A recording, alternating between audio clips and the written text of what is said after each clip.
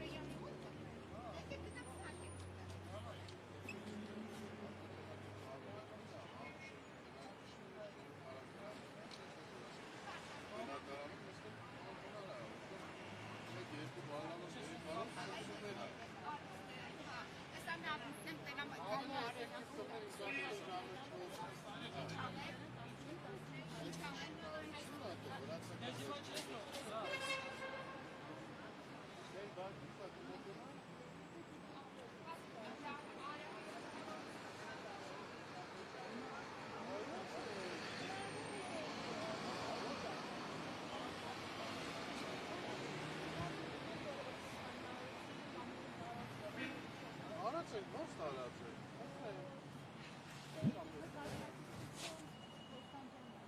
Հա, ինքը հայրական տանն է։ Հա, ինքը միան հայտարարություն տարածի, որպեսզի մամուլները բոլոր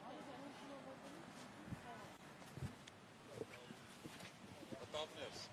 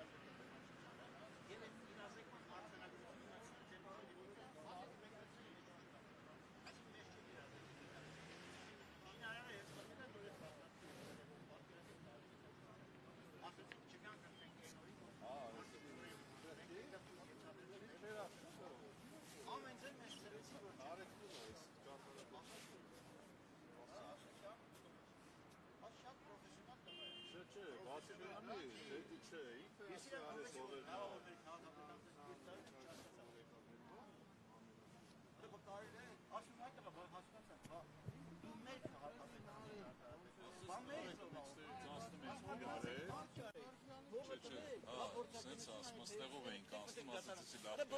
եկեք առել, որ կտան 10 տական սենսակ, Իրանք անցավ այնքան հանգիստ վիճակում են դա ասում, որ ոնց որ ամեն ինչ այդպես է։ Իրանք ստեղով